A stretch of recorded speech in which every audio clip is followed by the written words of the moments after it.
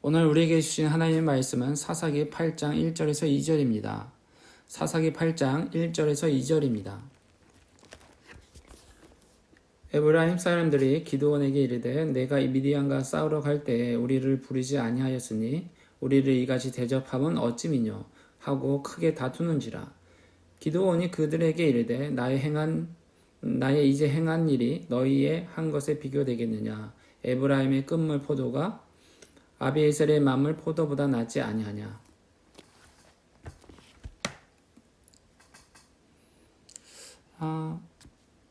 기드온이 미디안과 싸우러 갔을 때 처음부터 에브라임 사람들을 부르지 않았던 것에 대해서 에브라임 사람들이 시비를 걸러 오는 것이죠. 미디안과 싸우러 갈 때 왜 우리를 부르지 아니하냐라고 이렇게 오는 건데요. 어떤 일을 하든지 꼭 이런 사람들이 있습니다. 시비를 거는 사람들이 있죠. 어떻습니까? 우리는요. 어떤 일을 하는데 협력하는 사람입니까? 아니면 먼저 시비를 걸고 하는 그런 경향이 있는 것인가요? 사람마다 여러 가지 많은 성격이 있기 때문에 이렇게 되는데 에브라임 사람들은 어떤 일을 할 때마다 협력하기보다는 먼저 시비를 걸고 했던 사람들이죠. 이에 대해서 기드온이 2절에 이렇게 말하는 것입니다. 에브라임의 끝물 포도가 아비에셀의 만물보다 낫지 아니하냐라고 하면서 그들을 위로해 주는 거예요. 그러면서 하나님이 미디안 방백 오렉과 스웹을 너희 손에 붙이셨으니 나의 행한 일이 어찌 비교되겠느냐 하면서 그들의 노를 에브라임 사람들의 화를 풀어주는 것을 볼 수 있습니다.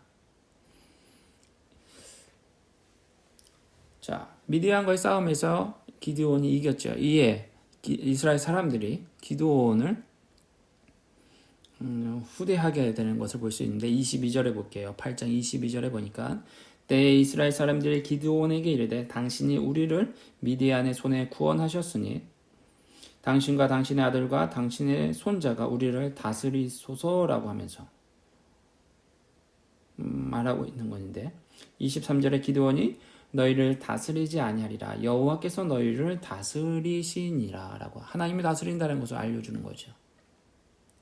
그러나 기드온이 하나님이 다스릴 것을 말하지만 탈취한 귀고리들과 또한 금으로 에봇을 만드는 것을 보게 되는데 8장 27절에 이 에봇이 기드온 집의 올무가 되는 것을 볼 수 있습니다. 이스라엘 사람들이 그것을 음란하게 여겼기에 그런 일들이 일어나는데 기드온이 이스라엘 40년간 사사로 있는데 태평했다라고 28절에 나오고 있습니다. 이 에봇은 제사장이 입는 조끼인데 하나님의 뜻을 물을 때 입게 되는 것입니다. 하나님이 다스린다는 것을 알려주는 것이죠. 좋은 의도였는데 이스라엘 사람들이 오히려 하나님보다는 기드온을 의지했다는 것을 보게 됩니다. 8장 22절에 기드온에게 우리를 다스리소서 하는 것을 보면 알 수 있어요. 그리고 에봇을 음란하게 여겼다는 것은 하나님보다 기드온을 의지했다는 것을 더 보게 되죠.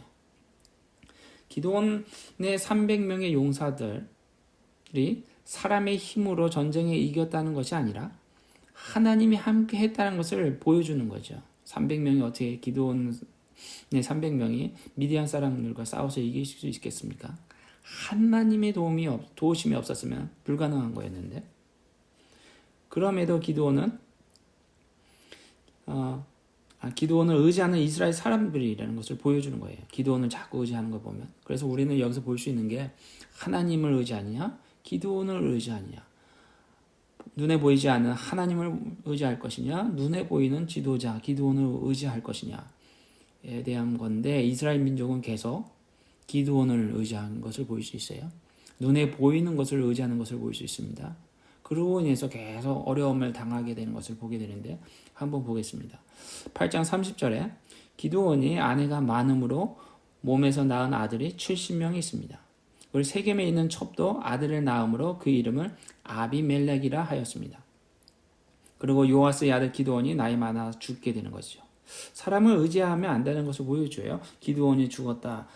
사람이 의지하는 눈에 보이는 지도자는 죽었다라는 것을 볼 때 사람을 의지하면 안 된다는 것을 보여주는 건데 또한 그것뿐만 아니라 기드온의 아내가 많음으로 자녀들도 많고 나중에 아비멜렉의 형제들을 죽이는 일들이 일어납니다. 9장 5절에요. 문제가 많은 것이 사람이라는 거예요. 누구를 의지할 것인가 이런 것이죠. 하나님입니다. 눈에 보이는 것이 아니고. 눈에 보이는 것은 문제가 많습니다. 문제를 야기시키는 것이죠. 하나님이 우리의 왕이 되셔야 하는 것이죠.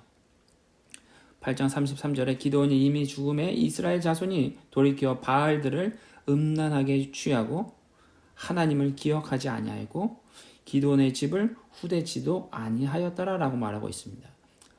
금세 원래의 모습으로 이스라엘 민족이 돌아가는 거예요. 하나님을 기억하지 않고 후대지도 않고 바알을 섬기고 눈에 보이는 지도자가 죽으니까 원래대로 돌아가는 것이요. 이뿐만 아닙니다.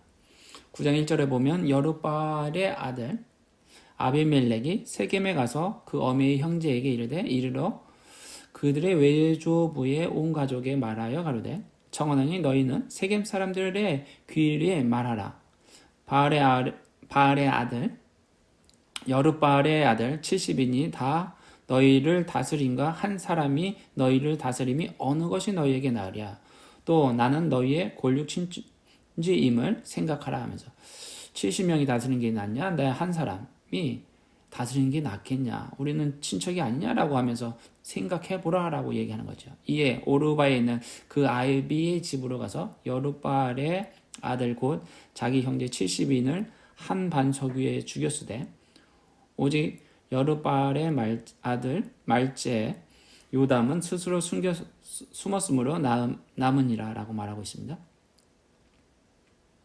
세겜의 모든 사람과 밀로 모든 족속이 모여서 세겜에 있는 기둥 상수리 나무 아래에서 아비멜렉을 왕으로 삼습니다. 세겜 사람들이 아비멜렉을 섬기게 되는 것이죠. 이에 대해서 9장 7절에서 21절에 보면 요담의 우화가 있습니다. 아비멜렉에 대한 7절에 요담이 이렇게 말하는 것입니다. 그린 신산 꼭대기로 가서 서서 이렇게 외치는데요.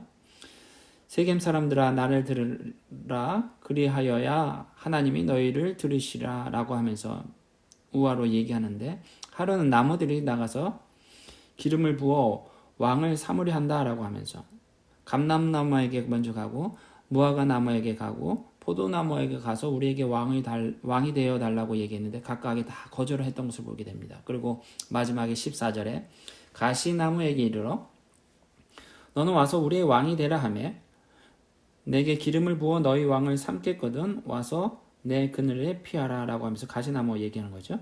그리하지 아니하면 불이 가시나무에서 나와서 레바논 백향목을 사를 것이니라 하였느니라. 이제 너희가 16절에 이제 너희가 아비멜렉을 세워 왕을 삼으니 너희 행한 것이 과연 진실하고 의로우냐 라고 하면서 요담이 세겜 사람들한테 말하는 것이죠. 의롭지 않다라는 것이죠. 그래서 20절에 의롭지 않다면 아비멜렉에서 불이 나와서 세겜 사람들과 밀로 족속을 살릴 것이요 세겜 사람들과 밀로 족속에게도 불이 나와서 아비멜렉을 살릴 것이다 라고 얘기하면서 이렇게 말하는 것을 보게 됩니다. 그런데 이것이 3년 뒤에 이런 일들이 일어나는 것을 보게 됩니다. 23절에 보니까 9장 23절에 보니까 하나님이 아비멜렉과 세겜 사람들 사이에 악한 신을 보내십니다. 그래서 세겜 사람들이 아비멜렉을 배반하게 되는 것이죠.